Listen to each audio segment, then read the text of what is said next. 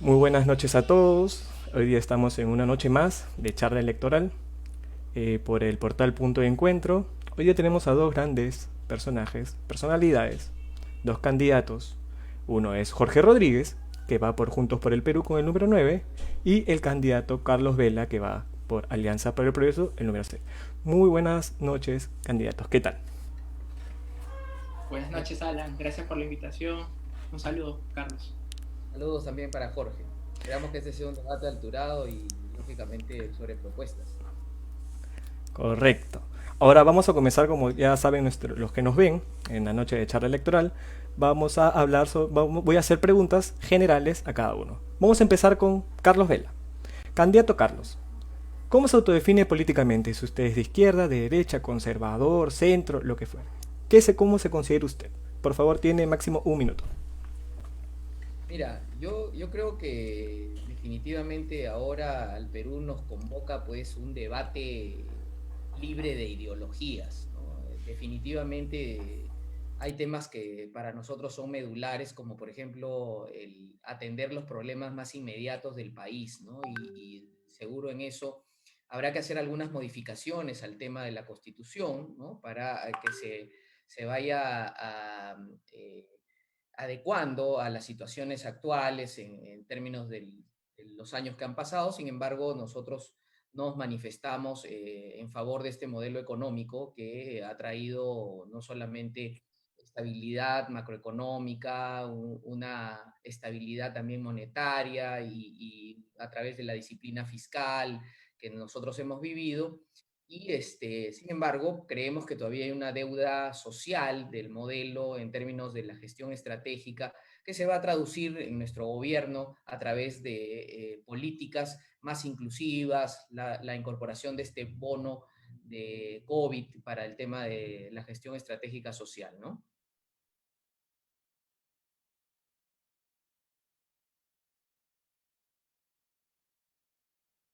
¿Qué tal, Alan?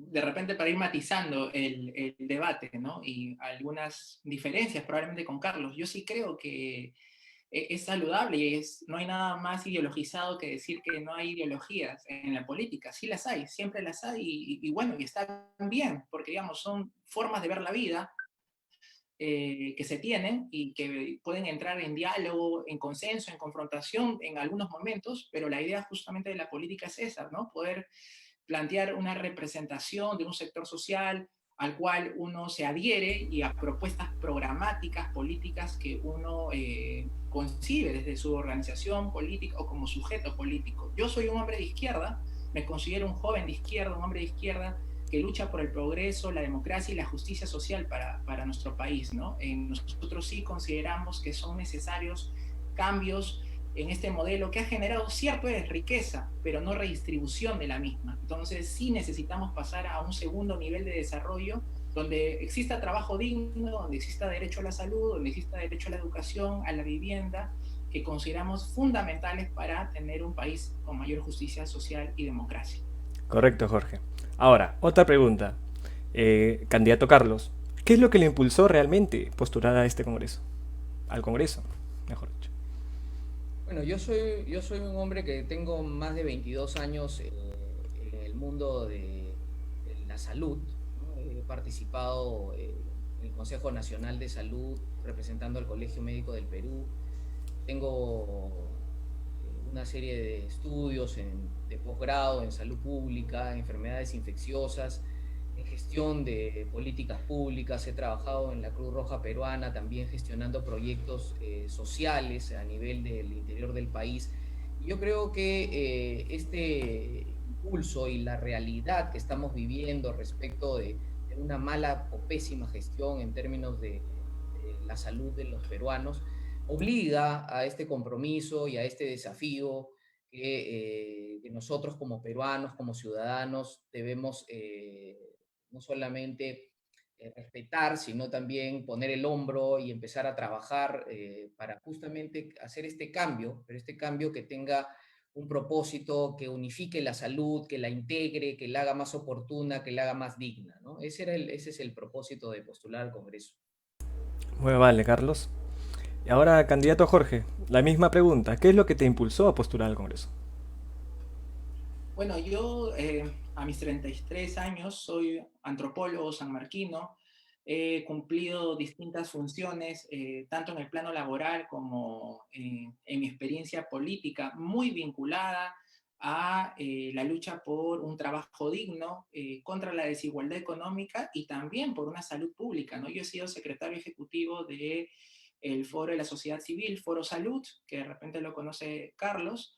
He sido, digamos, he trabajado para instituciones a nivel nacional e internacionales sobre temas de desigualdad económica y estoy muy vinculado desde la universidad con el movimiento de los trabajadores y trabajadoras organizadas. Entonces, eso para mí me dio una perspectiva de conocer a través de mi profesión como antropólogo, entender las complejidades, las contradicciones que existen en nuestra propia sociedad y los cambios necesarios que tenemos que dar, porque nosotros somos uno de los países más desiguales de América Latina, a pesar que hemos tenido un crecimiento importante en los últimos años de la bonanza económica por los superprecios de los minerales, las brechas de desigualdad se han acrecentado enormemente. Entonces, eso me llama a mí de asumirme con un proyecto de izquierda, un proyecto progresista, un proyecto democrático que quiere transformar el país. Por eso estoy postulando con Juntos por el Perú y con la compañera Verónica Mendoza. Muchas gracias, candidato Jorge. Ahora, candidato Carlos Velda. ¿Qué opinas, qué resaltas de tu líder César Acuña? ¿Qué es lo que te llevó a estar dentro de Alianza para el Progreso? Un minuto. Sí, yo soy un militante de Alianza para el Progreso desde el año 2014, ¿no? Yo creo que es importante que se fijen este tipo de variables para que el elector pueda seleccionar y no caigamos siempre en la cantidad de candidatos que se pasean por todos los partidos y que denotan un oportunismo, ¿no? Entonces, yo fui muy bien acogido por César Acuña Peralta cuando postulé como teniente alcalde para la alcaldía de Miraflores.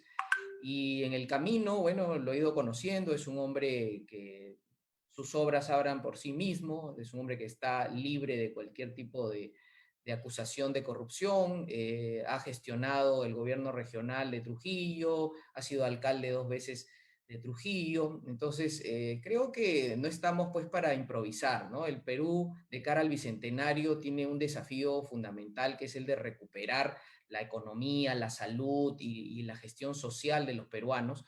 Y es por eso que confiamos en que nuestro líder puede, a través de ese equipo técnico que se ha formado en los 19 años que tenemos como partido, puede trabajar para poder gestionar eficientemente esta recuperación del Perú que los ciudadanos lo piden a gritos, ¿no? Muy amable, candidato Carlos. Jorge, por favor, ¿qué opinas y qué resaltas sobre tu lideresa, ¿no?, que es Verónica Mendoza, y cómo fue que te metiste al partido Juntos por el Perú?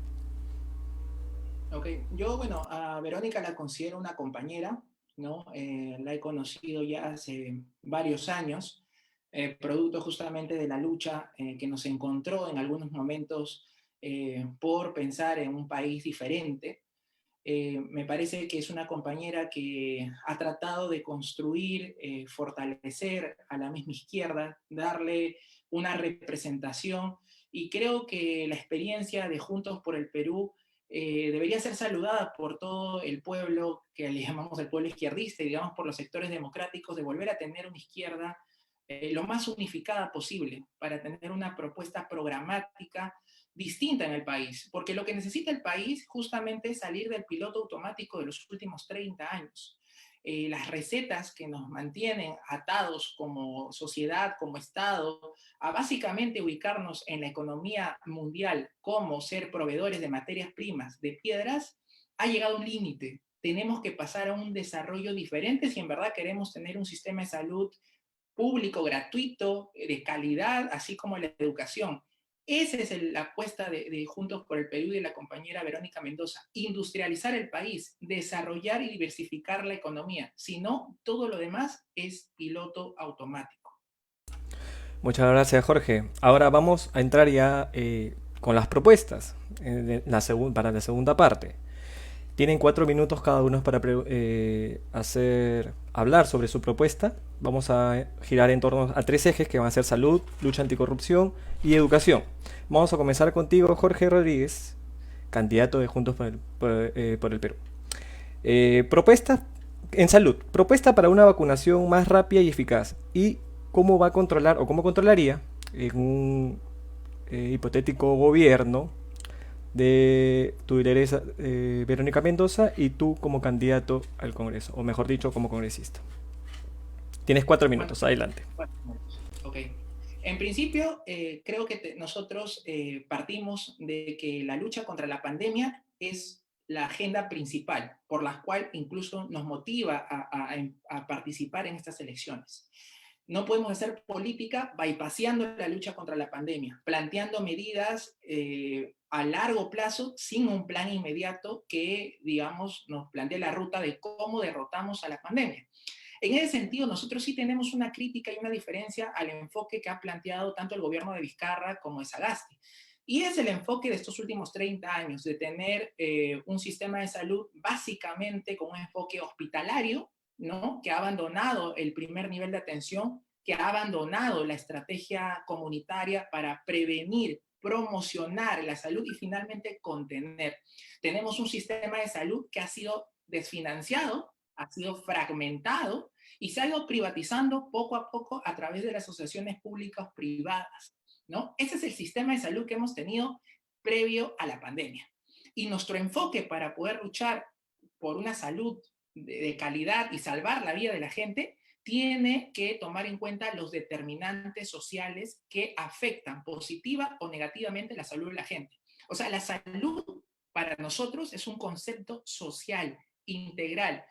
Tú tienes un tipo de salud de acuerdo a la economía, al trabajo, a la vivienda, al transporte, a la alimentación que tú tienes. Entonces, eso no ha sido tomado en cuenta por los gobiernos que han estado en estos últimos 30 años y estos últimos 2.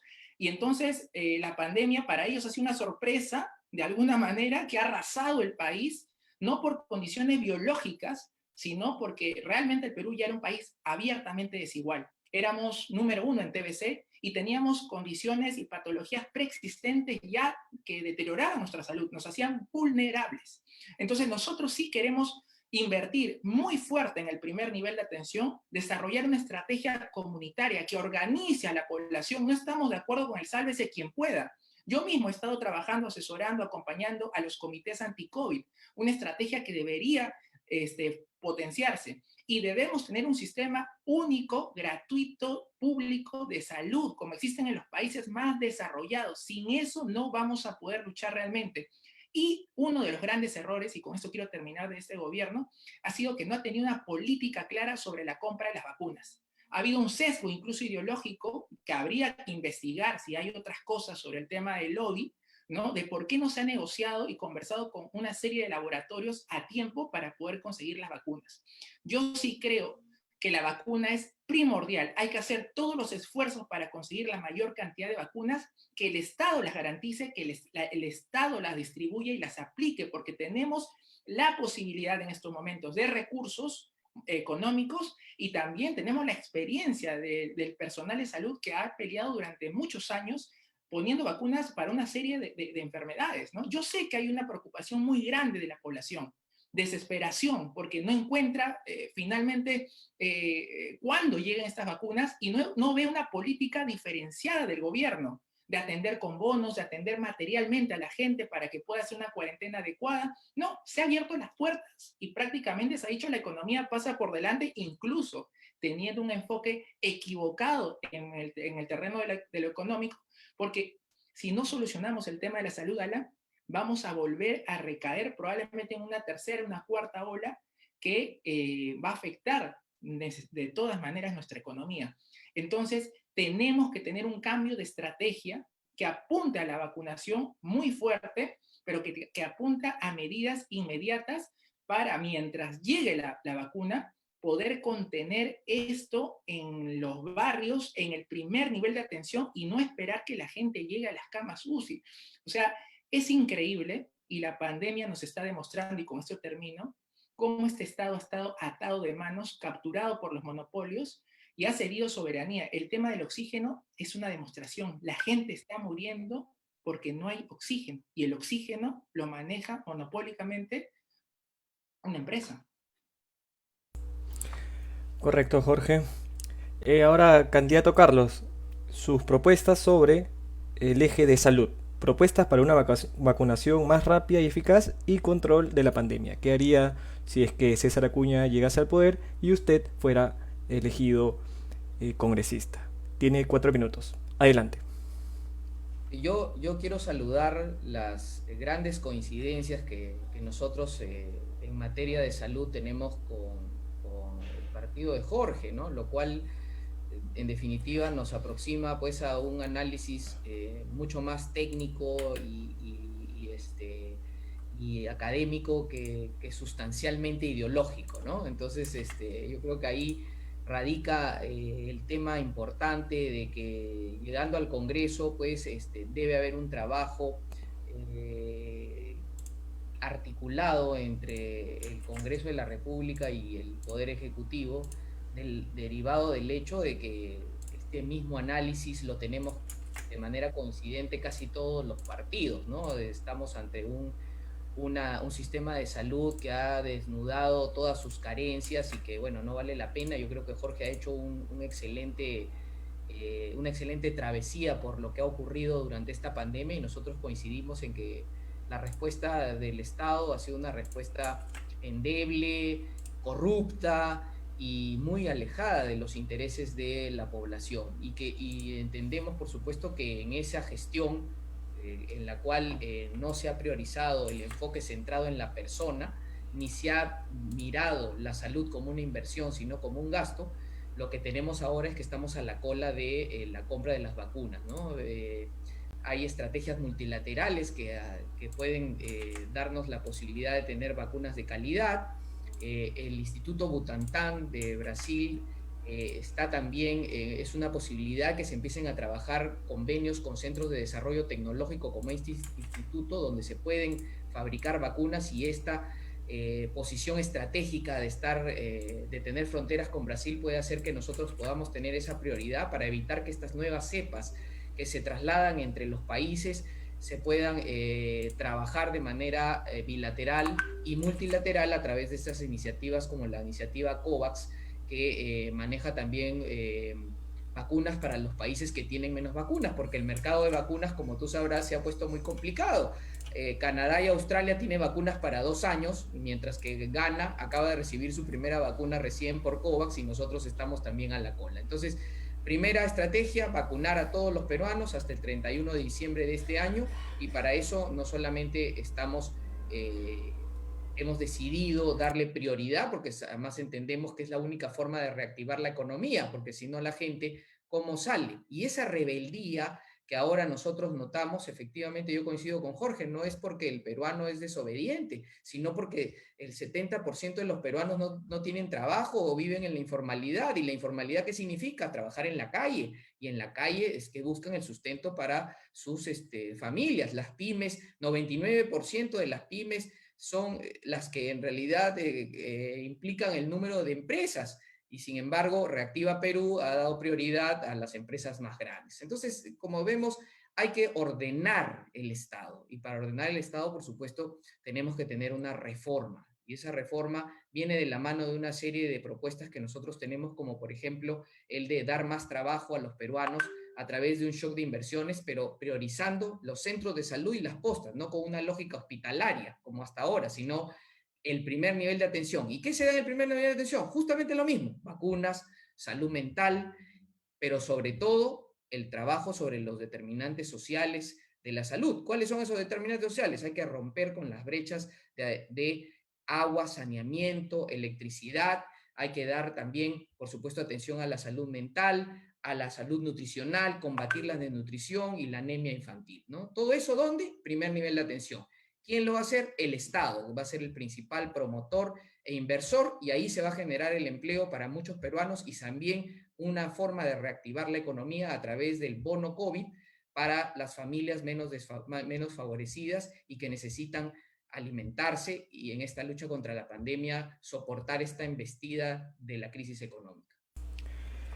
Muy amable, Carlos, candidato Carlos. Ahora, por favor, usted mismo, candidato Carlos, hágale una pregunta al candidato Jorge sobre el tema de salud que usted quisiera o le o que usted quiera saber más sobre el plan o qué es lo que no ve bien dentro de Juntos por el Perú. Tiene, tienes un minuto para la respuesta, Jorge. Adelante. Jorge, de todas las coincidencias que hemos tenido, ¿cuál sería tu planteamiento de apurar un cambio de constitución en la medida en que la pandemia se ha convertido en una endemia, se ha quedado y que hay necesidades urgentes de atender y que ameritan, por supuesto, el trabajo prospectivo y esforzado del Ejecutivo y del Poder Legislativo? Nosotros, Carlos, estamos muy claros. Creemos que hay medidas, tenemos un plan inmediato, hay medidas que se pueden hacer a mediano y largo plazo. Creo que no vamos a esperar a cambiar la constitución para entrar a tallar y desarrollar esta propuesta que necesita el país en estos momentos para parar, salvar la vida de más peruanos y peruanas. O sea, yo en estos días he estado reunido con trabajadores de la industria privada y están muy preocupados, están cayendo como moscas y necesitamos la articulación de todas las instancias del Estado, porque aquí no, digamos, no vamos a avanzar si no está el gobierno central, gobierno local, personal de salud, ¿no? Y población organizada, que es más o menos la estrategia comunitaria que venimos tratando de impulsar. O sea, necesitamos un cambio en la política económica. Y en ese sentido, sí, tenemos una política expansiva, contracíclica, ¿no? Que permita invertir en la gente para poder salvar su vida. O sea, ese enfoque es un enfoque que no solamente creo que la maneja la izquierda, sino cualquier persona sensata que pone por delante la vida de la gente en esta situación. Así que eso es lo que queremos hacer apenas lleguemos. Ahora, candidato Jorge, por favor, hágale una pregunta sobre el tema de salud a Carlos, al candidato Carlos Vela.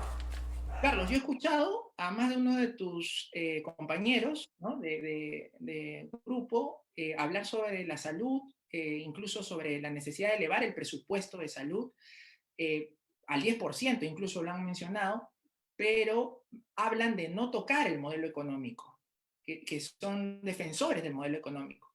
Yo quería saber de dónde van a salir esos recursos en una crisis económica como la que estamos acá actual, de dónde van a salir los recursos para ese presupuesto, para elevar ese presupuesto. Sí, efectivamente, es una excelente pregunta. Nosotros tenemos un equipo técnico que maneja el tema de la factibilidad económica y por supuesto, como yo sostenía al inicio, está basada en los aspectos que ya se manejan en la disciplina fiscal, en el manejo monetario por el BCR, ¿no? En la parte tributaria, ¿no? Y entonces, yo creo que el principal problema, uno de los problemas fundamentales donde se filtra la mayor cantidad del financiamiento que debe servir para los más vulnerables y para reactivar la economía es en la corrupción, ¿no? Entonces, una de las estrategias para tratar de generar un mecanismo de control es la creación del Ministerio de Obras Públicas. Tú sabes perfectamente que en el tema de obras y en transporte es donde se filtra miles de millones de soles en corrupción. Entonces, trabajar sobre mecanismos de integridad y sobre propósitos que eviten la corrupción, yo creo que es un mecanismo importante y este Ministerio de Obras Públicas que absorbería al PRONIET de Educación y al PRONIS de Salud y se articularía con Proinversión, va a permitir un control mejor y también un apoyo a través de la Contraloría que no se da abasto en todos los ministerios y así evitar esta filtración y con eso tendríamos pues una fórmula interesante para que no se filtre tanto dinero de la corrupción y poder utilizarlo en lo que realmente queremos. Y poco a poco, ¿no? No se trata de ofrecer lo que no se puede cumplir. Lo que nosotros hemos propuesto es que de este 5% que actualmente se maneja y que nos pone a la cola de Latinoamérica, año a año, ejerciendo, por supuesto, una política de austeridad, ¿no? O sea, el logo de Petroperú ha costado $500,000 por favor. O sea, las asesorías, tú sabes cuánto dinero se genera en asesorías en los ministerios. Entonces, las instituciones han sido capturadas por la corrupción y eso es lo que filtra la mayor cantidad de dinero. Nosotros confiamos que con políticas de integridad, con supervisión de la Contraloría, con el Ministerio de Obras Públicas, con las compras corporativas. Interesante, porque vamos a incorporar también el viceministerio de compras para abaratar los costos y evitar estos carruseles que a veces hacen que se caigan las compras corporativas y que después se compre por separado, como tú bien sabes, y que lo único que facilita es prácticas de corrupción. Entonces creo que el gran propósito está ahí, en recuperar todo ese dinero que se pierde en corrupción a través de estrategias de reforma a nivel del Estado, a nivel de las instituciones y por supuesto también de la fiscalización que nos permita contar con estos medios, este financiamiento para llegar del 5 y al final de los 5 años al 10% y que nos ponga igual que los demás. No estamos pidiendo invertir más. ¿Por qué? Porque nosotros creemos que la voluntad política de los gobiernos es la que define hacia qué ejes se deriva el financiamiento. Y aquí, como tú bien has dicho, el recurso humano está maltratado, los hospitales no tienen recursos, el oxígeno en realidad se ha convertido en un bien como el oro, ¿no? Entonces las personas en realidad es un bien esquivo para ellos y es una forma de morir catastrófica que nos pone, pero en realidad en una situación apocalíptica en los hospitales y en las afueras de los hospitales. Eso no queremos nosotros para los ciudadanos. Creemos que con una política económica responsable se pueden abaratar una serie de situaciones, sobre todo lo que se pierde en corrupción y por supuesto el destino, ¿no? El destino de la gestión en base a la voluntad política. Nosotros priorizamos salud, educación, seguridad ciudadana y reactivación económica. Sobre esos 4 aspectos movemos la economía y como tú dices, con políticas contracíclicas keynesianas como la de inyectar a la población bonos, ¿no? Que no solamente los van a favorecer a ellos, sino también van a reactivar la economía, también se puede generar este financiamiento. Tiempo, candidato Carlos. Para la salud, ¿no? Sí, ahora que estamos hablando del tema de salud, quiero atreverme a hacer una pregunta para ambos, por favor, de 1 minuto como máximo la respuesta. Comenzamos contigo, Carlos. Esa frase que dijo el presidente Sagasti ayer, de no queremos que el que tiene plata se vacune y el que no tiene no lo haga, ¿qué te parece? ¿Qué opinión tienes sobre ello? Yo creo que los peruanos estamos cansados de que se polaricen, ¿no? Ricos y pobres, pueblo y ricos. O sea, yo creo que debemos un poco empezar a cambiar nuestro lenguaje, ¿no? Nosotros todos somos ciudadanos y nos merecemos el mismo trato. Sobre esa base y un enfoque de equidad para todos como parte de este territorio, yo creo que debemos cambiar ese tipo de discurso, ¿no? El presidente Sagasti, con todo el respeto que merece, yo creo que lo que tiene que hacer es un discurso más cooperativo, solidario y de búsqueda de la igualdad, ¿no? Porque en realidad yo creo que el tema de los privados en su momento y en la fase que corresponda, ¿no? Después de que se haya garantizado las vacunas para todos los más vulnerables, para la primera línea, yo creo que no debería ser un pretexto para ideologizar o para generar controversias entre nosotros los peruanos, que más bien lo que tenemos que hacer es unirnos, es cooperar entre nosotros y que la empresa privada haga su trabajo y por supuesto también que se compre el pleito y se ponga la camiseta. Muchas gracias, candidato Carlos. Ahora, para ti la misma pregunta, candidato Jorge. ¿Qué te viene? ¿Qué opinión tienes al respecto del dicho de Sagasti? No queremos que el que tiene plata se vacune y el que no tiene no lo haga. 1 minuto, por favor. Mira, la frase de alguna manera yo sí creo que plantea una realidad que estamos viviendo, pero en palabras del propio presidente Sagasti suenan como un discurso vacío. ¿Y sabes por qué te lo digo? Porque la política frente a la pandemia no solamente han sido las vacunas. La política frente a la pandemia ha sido actitud del gobierno en general, en la política económica, en la política sanitaria, en la política laboral.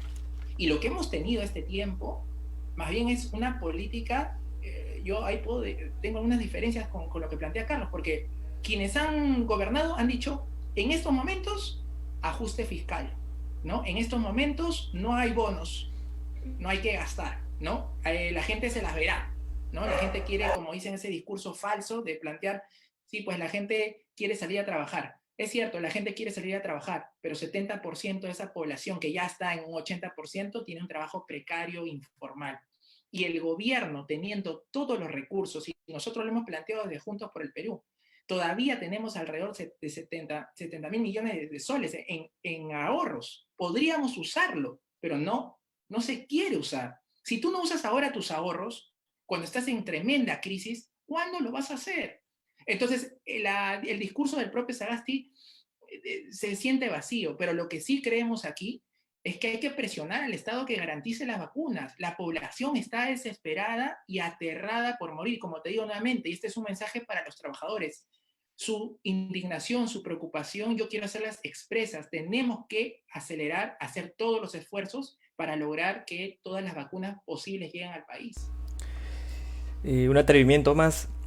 Entonces, ¿tú estarías de acuerdo, Jorge, que los privados puedan traer también, igual que el Estado, al mismo tiempo?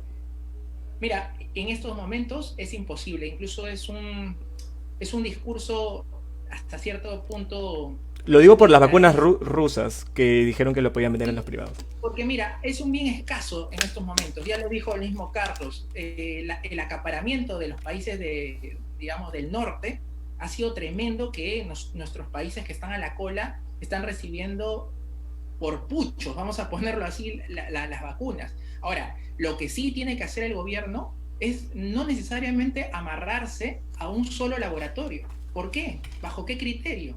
Podríamos negociar, sí, con los rusos, ha habido con los chinos, debemos ampliar nuestra gama en base a criterios sanitarios, epidemiológicos. Y hay que explicar, o sea, hay que explicar cuáles son las fases y por qué el sentido de cada fase en el tema de la vacunación con un sector de la población.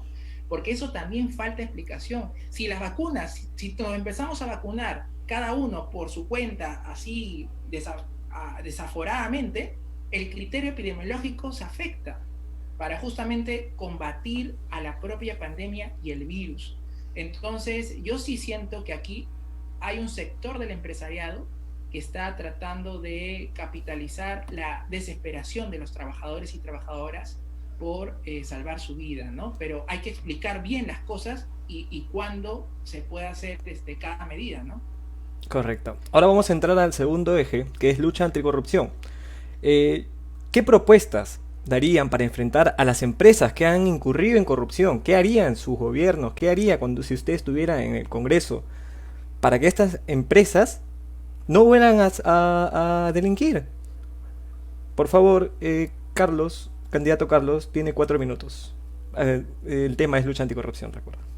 Sí, bueno, mira, yo en cierta forma vivo un poco de cerca este tipo de sensación, porque familiarmente debo decir, para que no haya ningún tipo Claro. de exceso, yo soy hermano del jefe del equipo especial de Lavajato y soy testigo pues del trabajo esforzado, técnico y por supuesto acucioso que se está llevando a cabo. No me meto yo sobre los asuntos de fondo porque no los conozco.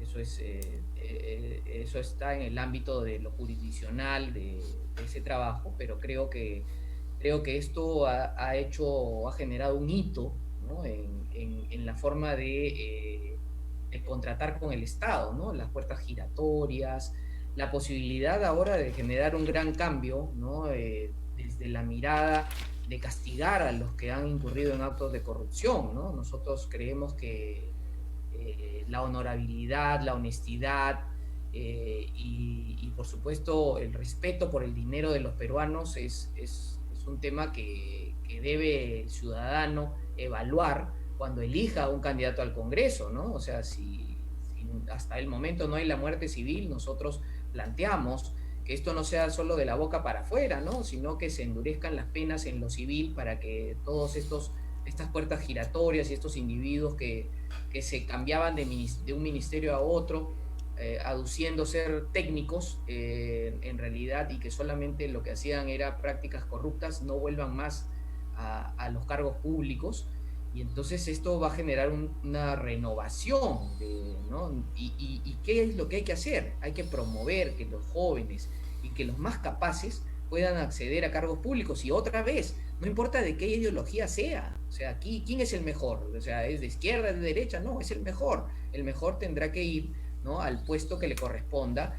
Y claro, en las instituciones deberíamos cumplir con las políticas de integridad que existen, que están escritas, pero que lamentablemente también se han encargado los que manejan la corrupción de eliminar y que solamente sea un papel que la gente no lee, ¿no? Entonces, cuando esto es una política transversal para todas las instituciones del gobierno. Entonces, meritocracia en los cargos públicos, políticas de integridad, lucha frontal contra la corrupción, evitar que vuelvan los corruptos, que paguen por sus penas y, por supuesto, que la fiscalía y que todos los entes jurídicos, el Poder Judicial, ¿no?, entren también en ese mismo eje de políticas de integridad y logren que todos los que han delinquido no solamente paguen por sus faltas, sino que al final se endurezcan las penas en el Código Civil, en el Código Penal, para que esto sea una cuestión que impida que ellos vuelvan. Y por supuesto las empresas que tengan que pagar, que cumplan con los pagos que tienen que hacer, sus moras, y todo lo que hayan, el gasto que haya irrogado al Estado peruano, deberán pagarlo. Y si hay que endurecer las condiciones para que ellos vuelvan a contratar con el Estado, se tendrá que hacer. Y si nunca más puedan contratar, también es una buena posibilidad en la medida en que se demuestre que han incurrido en prácticas perjudiciales para los peruanos, para las instituciones públicas, ¿no? Correcto, candidato Carlos. Ahora, candidato Jorge, la misma pregunta, perdón, da tus propuestas sobre la lucha anticorrupción, ¿no? Propuesta para enfrentar a las empresas que han incurrido en corrupción, qué hacer con ellas, qué haría en un eventual gobierno de su candidata Verónica Mendoza y usted dentro del Parlamento. 4 minutos, por favor. Adelante. Sí, mira, nosotros creemos, Alan, que el Estado está capturado, ¿no? Y capturado por grupos de poder, élites, que durante todos estos años se han beneficiado del mismo Estado, ¿no? Para sus grupos económicos y también de manera personal, ¿no? Un concepto bastante desarrollado a nivel internacional que aquí tiene, digamos, a uno de los principales intelectuales, ha venido trabajando esta materia que me parece muy interesante, que deberíamos plantear el tema de la captura del Estado, ¿no? Hablo del profesor Durán, Francisco Durán, y que muestra cómo grupos económicos se han hecho literalmente del Estado para beneficiarse. Un caso muy, muy claro fue el tema de la creación de las AFPs. ¿Cómo nacieron las AFPs? ¿No? Las AFPs nacen casi al final de la dictadura de Fujimori.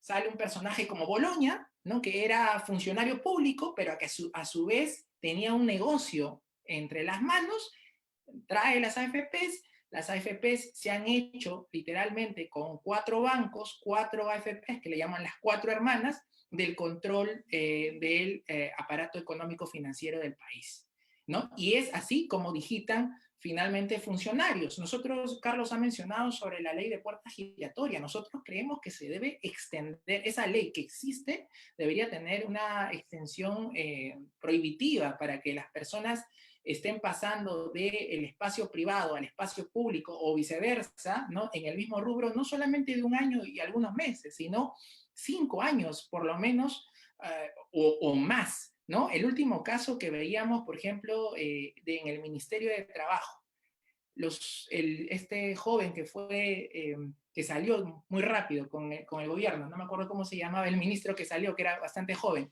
que trabajaba en un estudio, hace poco, un bufete de abogados que había y estaba llevando procesos de varias grandes corporaciones contra varios sindicatos. Entonces tú te preguntas, ¿cómo ese funcionario que hace unos meses estaba trabajando para el bufete de abogados para ver la manera de cómo desarticular la lucha de los trabajadores, impedir que una serie de derechos y reivindicaciones se logren, ahora es tu representante del Ministerio de Trabajo? O sea, es el mundo al revés.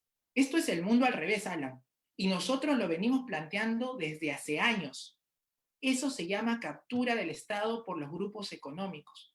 Y a veces dicen, bueno, la izquierda está planteando cosas ilógicas, cosas que no se pueden hacer, que no podemos recuperar el Estado para los peruanos y peruanas.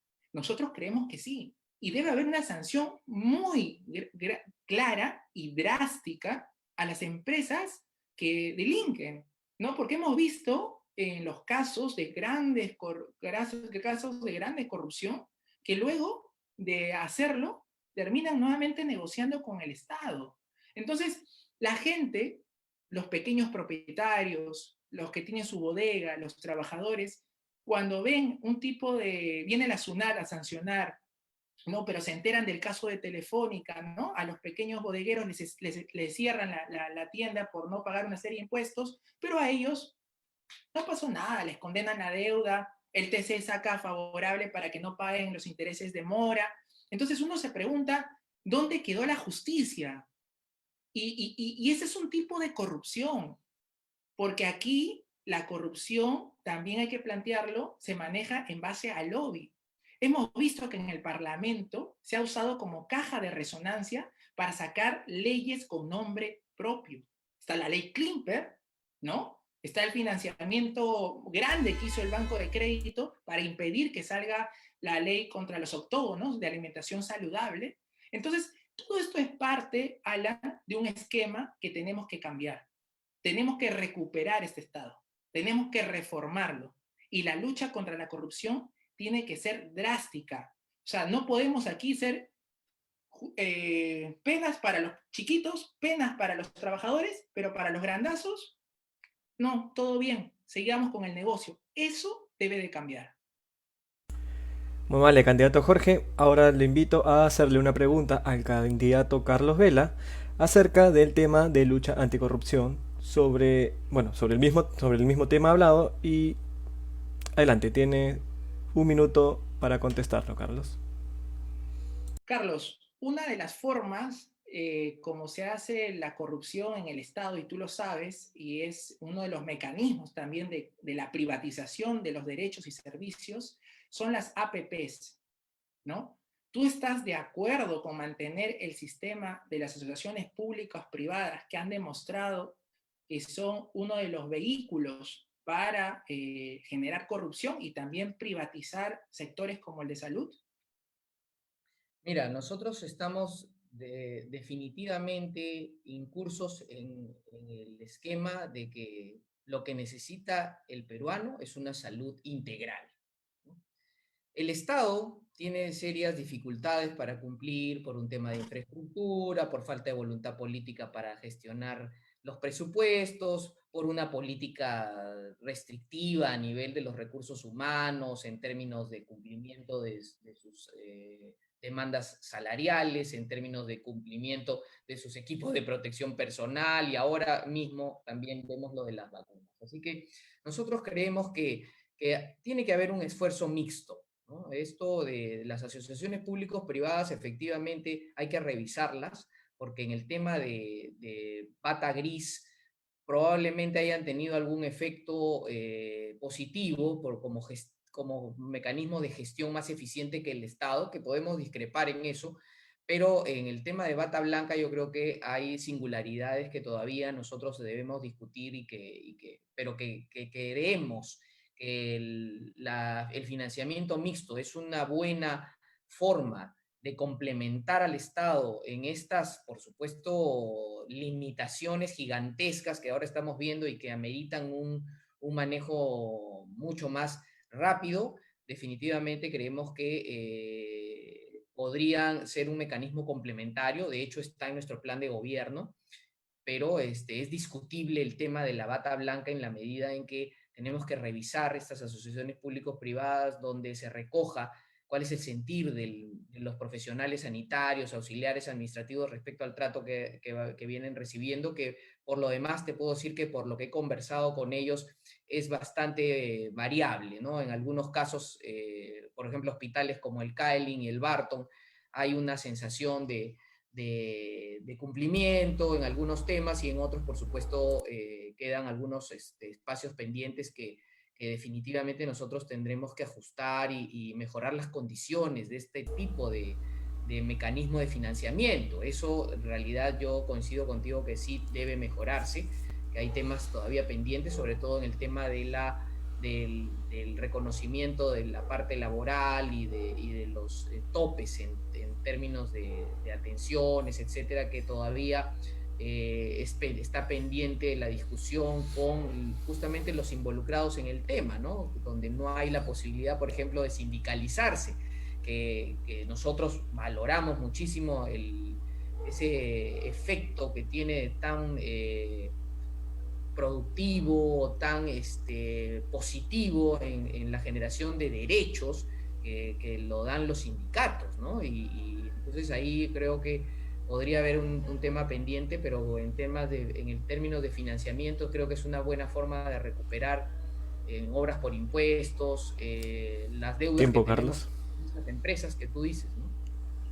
Carlos, solo le invito a hacerle una pregunta sobre el tema. Sí, sobre la lucha anticorrupción al candidato Jorge. Adelante.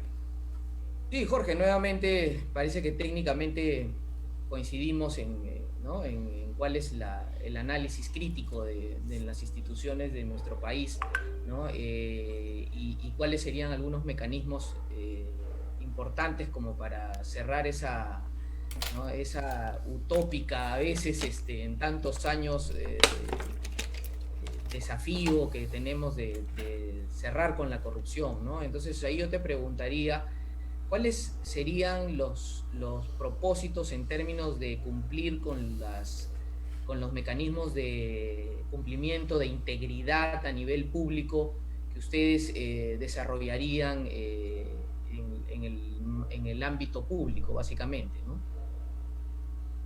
Sí, bueno, Carlos, yo sí considero, solo para tomar en cuenta la otra pregunta que te hice, ¿no? Y entrar en un diálogo, es que sí, nosotros, nuestro enfoque, consideramos que las asociaciones públicas privadas es una forma en la cual se ha generado los casos de corrupción más comunes en el propio sistema, ¿no? Porque ya hay casi una forma naturalizada de sacarle la vuelta, ¿no? Al propio Estado, a las relaciones que están ahí, y también algo que es sumamente peligroso, Carlos, y creo que en ese sentido sí tenemos una diferencia, y creo que se contradice un poco con tu propuesta programática, por lo menos con lo que has planteado, es que nosotros sí consideramos que necesitamos un sistema público, totalmente público, gratuito, de salud.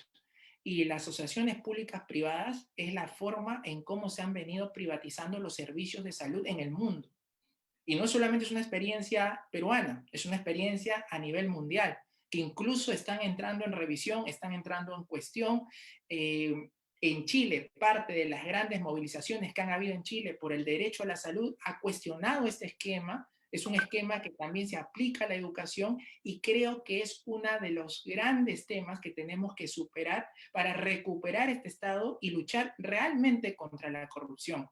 Porque cuando entra de alguna manera la situación para generar lucro, generar ganancia en un servicio que debería ser un derecho, entramos ya en una situación problemática que hemos visto varios casos en el país, ¿no? Entonces nosotros sí creemos que debemos tratar de cambiar ese esquema, ¿no? Porque también es bastante explotador finalmente con el propio personal, ¿no? Y tú como médico lo debes conocer, tú lo has dicho, hay varios compañeros y compañeras del personal de salud que nos están escuchando ahora que sienten que digamos que este es un esquema que los lleva literalmente a ser trabajadores cada vez más precarizados, ¿no? Y esa es una forma también de corrupción, porque ahí hay ganancia. ¿Quién gana ahí?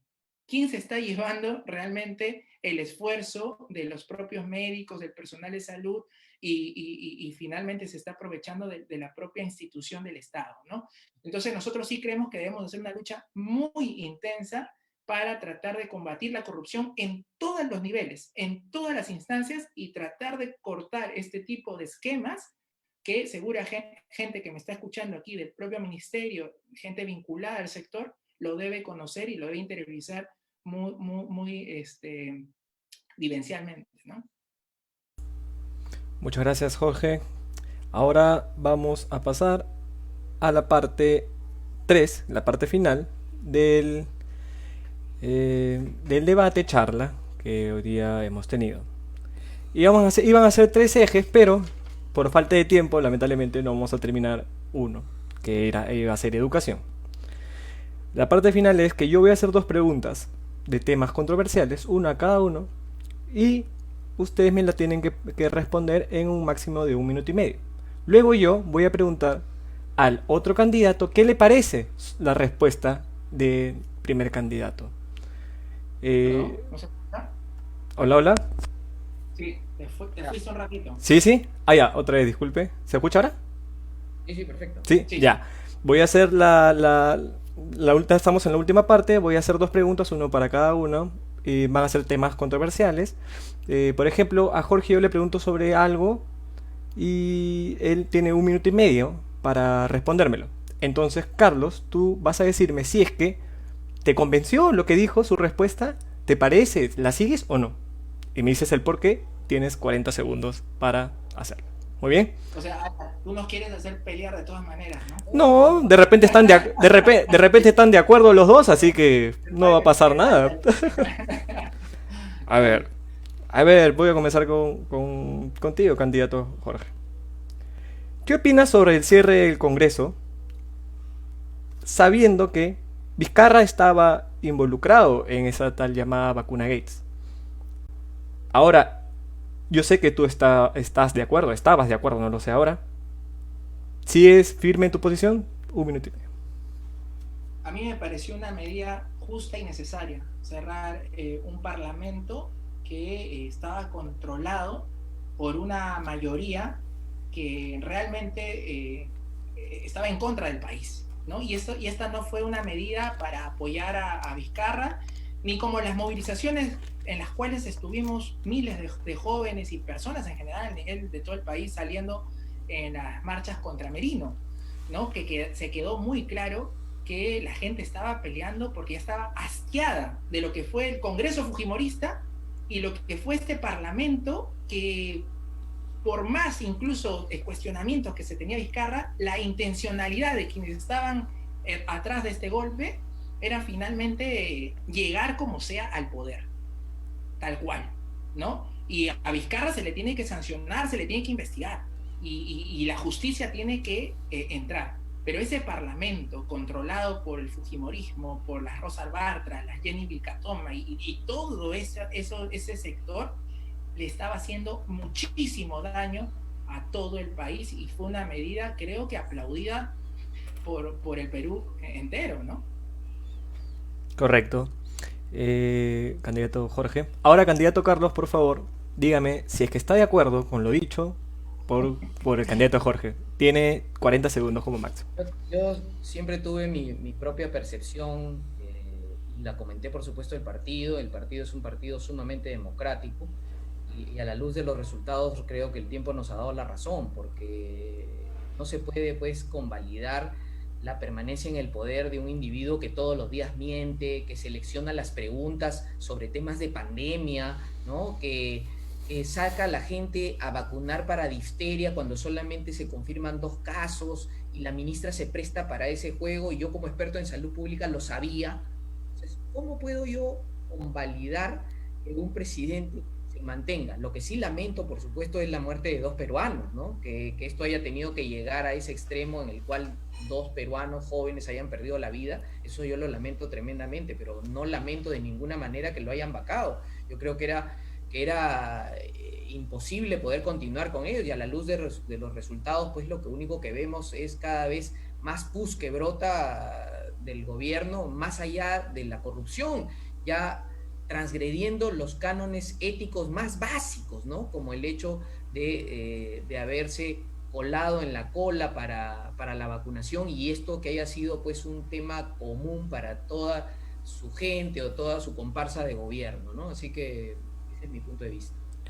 Entonces, con esto, usted quiere decir que estaba en contra del cierre. A favor. Ah, ya, a favor. Claro, a favor. A favor. Claro. Correcto. Ahora a usted, un tema controversial va a ser, ¿qué opina sobre ahora, Perdón, a favor de que la vacancia de Vizcarra, ¿no? A ¿cómo? favor de la vacancia de Vizcarra. A favor de la vacancia de Vizcarra, pero Sí, no, claro. estaba a favor de la vacancia de Vizcarra. Yo me he referido a la vacancia de Vizcarra a favor, sí. Ah, correcto. El partido lo No, manifestó incluso. te preguntaban, Carlos, si estabas a favor también del cierre del Parlamento anterior. Ah, bueno, sí, el cierre del Congreso, pues ya veíamos pues que habían combis, Claro. mototaxis, ¿no? Y acá no se estaba haciendo pues política sana ni en favor de los ciudadanos, ¿no? Lo que se estaba haciendo simplemente era un chantaje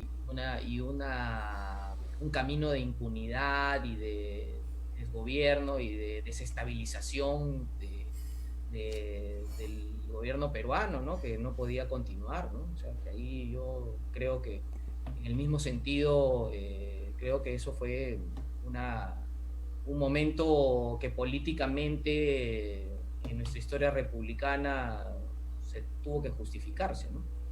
Correcto. Ahora, Carlos, candidato Carlos, esta última semana hemos visto en la televisión, ¿no? El caso de Ana Estrada, de la eutanasia, ¿no? Usted como doctor, ¿cómo ve esto? ¿Y qué haría si César Acuña y usted dentro del Parlamento estarían de acuerdo con esta medida? Tiene 1 minuto y medio, por favor. Sí, bueno, yo transferiría mi punto de vista de todas maneras al presidente Acuña, porque creo que esto es un tema de gran connotación argumental y periodística, ¿no? Pero que en el conocimiento, justamente yo soy el jefe de la unidad de cuidados paliativos del Hospital de la Fuerza Aérea, ¿no? Entonces, nosotros nos manejamos bajo esos estándares, ¿no? Yo creo que argumentar sobre eutanasia cuando tenemos grandes posibilidades de ofrecer a la mayoría de los pacientes que están en un estado terminal cuidados paliativos plenos que le garanticen no solamente evitar el sufrimiento, sino el derecho a una muerte digna y autónoma, yo creo que nos pone en la condición de prácticamente discutir sobre un tema que es más de argumentación que sobre la necesidad real de que se legisle sobre este tema, que ya existe, porque si uno lee la ley de usuarios de los servicios de salud, donde justamente tuve la oportunidad de participar con Mario Ríos, que es de la lista de Jorge, nosotros lo que incluimos en esa ley justamente es el derecho a recibir los cuidados paliativos que se necesiten producto de la evolución natural de la enfermedad hacia la muerte, ¿no? O sea, la señora Ana Estrada tiene todos los derechos garantizados para recibir cuidados paliativos cuando tenga la decisión autónoma de decir ya no quiero más medidas invasivas, no quiero más antibióticos, no quiero más sufrimiento, ¿no? Porque eso sí es el principio de autonomía subroga los principios de justicia, de no maledicencia y de beneficencia. Y eso está contenido en todos los tratados de bioética y es lo que dirige la actitud y el desempeño profesional de los médicos, ¿no? Aquí lo que se ha tratado es de buscar darle una salida jurídica a un tema que es bioético, que es médico y que tiene una justificación plena también incluso en la ley, ¿no? Correcto, candidato Carlos. Ahora, candidato Jorge, por favor, opine sobre lo dicho por el candidato Carlos. ¿Está en favor, en contra y el por qué? Adelante, tiene 40 a 1 minuto como máximo.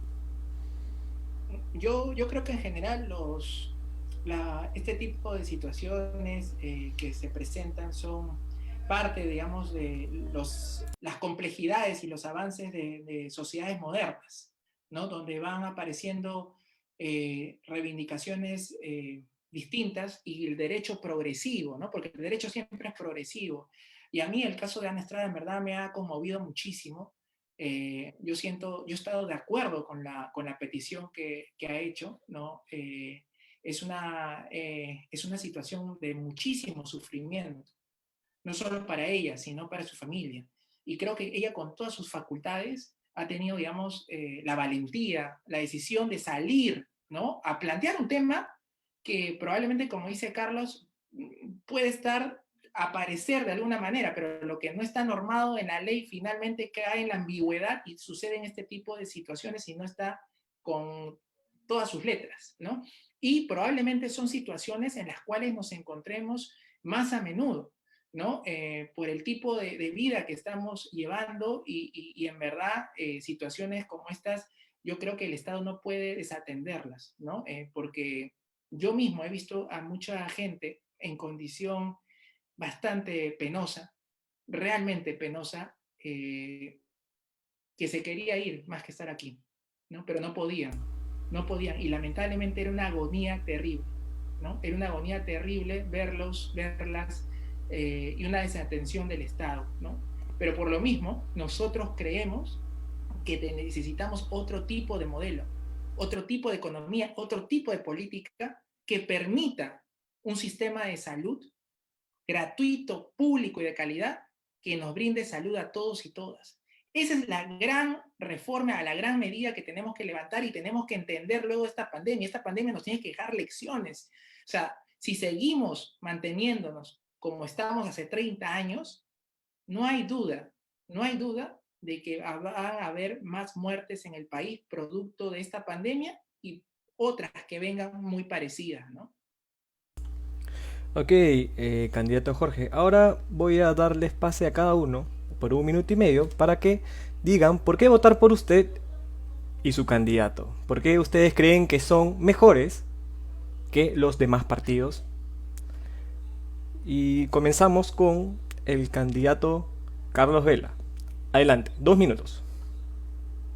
Yo creo que las instituciones y la clase política necesitan una reconciliación con el ciudadano, ¿no? Finalmente nos debemos a ellos y es la razón por la cual los partidos políticos existen, para representar, ¿no? Las necesidades, las demandas y por supuesto los justos anhelos de los ciudadanos.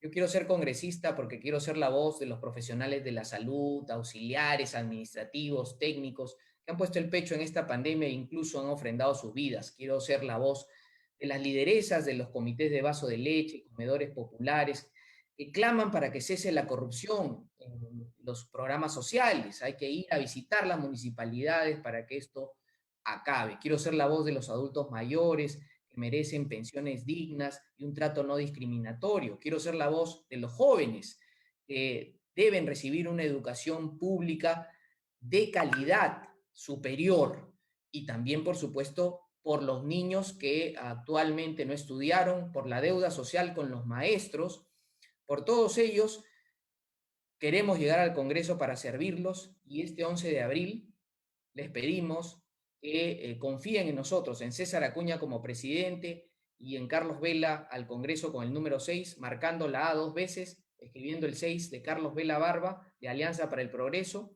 quien vela por tu salud, vela por tu familia, vela por Lima. Muy amable, candidato Carlos. Ahora, candidato Jorge tiene 2 minutos para decirnos por qué votar por usted, por qué usted es la mejor opción y también, a su vez, su lideresa Verónica Mendoza. Adelante. Bueno, yo creo que todas las personas que nos están escuchando han vivido en carne propia, lo siguen haciendo, los efectos producidos por la pandemia. Y la pandemia justamente por una política que se ha venido aplicando sistemáticamente en estos últimos 30 años, que han priorizado el lucro en la educación para generar fortunas, ¿no? El lucro en la salud para privatizarla, para que tengamos un sistema que no atienda a todos y todas. Han priorizado la captura del Estado, el beneficio de los grandes grupos económicos y han dejado en realidad una situación de precariedad y explotación a la gran mayoría de peruanos en este país. Cerca del 80% son informales y esa informalidad esconde precariedad, esconde explotación, esconde vulneración de derechos laborales, esconde finalmente una sociedad que se ha ido construyendo de manera injusta, donde la situación de las mujeres se ha agravado, la violencia, la discriminación, y nosotros desde Juntos por el Perú queremos levantar una bandera de cambio, de transformación, para mirar hacia adelante, no al pasado. El pasado es esto. Quienes quieren mantener este modelo es